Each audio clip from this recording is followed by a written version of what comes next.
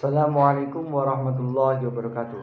Perkenalkan, nama saya Arif Hasanul Muna dari Fakultas Syariah kelas HKI A semester 4 NIM 19201100009. Di sini saya akan menerangkan tentang sosiologi hukum menurut pemikiran Emil Durkheim, Max Weber, dan Karl Marx, guna untuk memenuhi tugas ulangan akhir semester dari mata kuliah sosiologi hukum.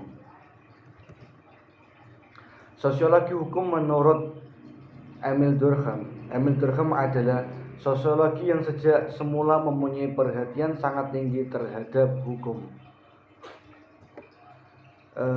Emil Durkheim amat terikat pada penggunaan metodologi empiris. Pusat perhatian Emil Durkheim adalah pertanyaan besar tentang apa sebabnya masyarakat itu terbentuk. Bukankah masing-masing orang itu mempunyai kepentingan dan keinginan sendiri-sendiri? Emil Durkheim mengembangkan pemahamannya mengenai sosiologi hukum sistematis yang menelaah hubungan antara tipe hukum dan masyarakat secara keseluruhan.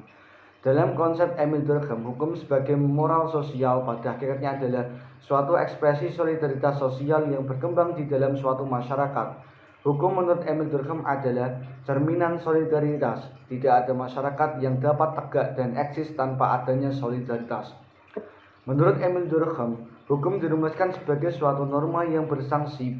Berat ringannya suatu sanksi tergantung pada suatu pelanggaran dan anggapan masyarakat sendiri tentang sanksi tersebut.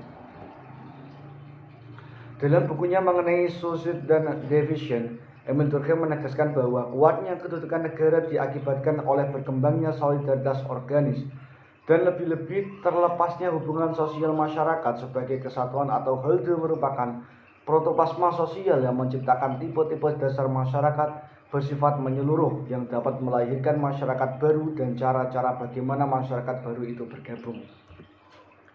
Sosiologi hukum menurut Max Weber. Max Weber menganggap bahwa adanya kesepakatan yang valid dalam suatu kelompok tertentu dan merupakan jaminan melalui suatu paksaan. Usaha Max Weber untuk menyingkap ciri yang menonjol dari masyarakat barat, membawanya kepada rasionalitas sebagai kuncinya. Hal ini menjadikan landasan Max Weber untuk menyusun tripologi mengenai hukum.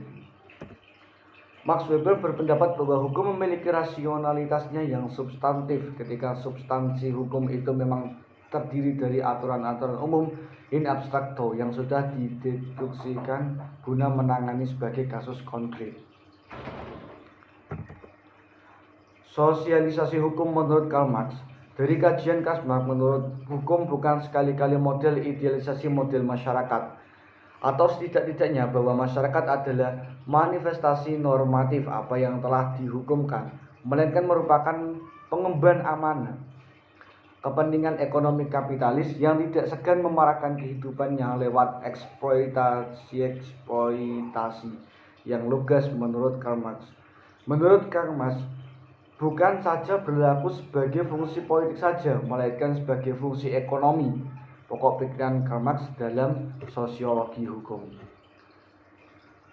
Pemikiran Karl Marx dalam sosiologi hukum. Hukum adalah alat yang menyebabkan timbulnya politik, konflik, dan kepecahan. Hukum tidak berfungsi untuk melindungi. Hukum hanya melindungi kelompok-kelompok yang dominan. Hukum bukan merupakan alat integrasi, tetapi merupakan pendukung ketidaksamaan dan ketidakseimbangan yang dapat membentuk perpecahan kelas. Hukum bukan merupakan alat integrasi, tetapi merupakan pendukung ketidaksamaan dan ketidakseimbangan yang dapat membentuk perpecahan kelas. Hukum dan kekuasaan merupakan sarana dari kaum kapitalis yang berkuasa di bidang ekonomi untuk melanggengkan kekuasaannya. Hukum bukanlah model idealis dan moral masyarakat, atau setidak-tidaknya masyarakat bukanlah manifestasi normatif dari apa yang telah dihukumkan.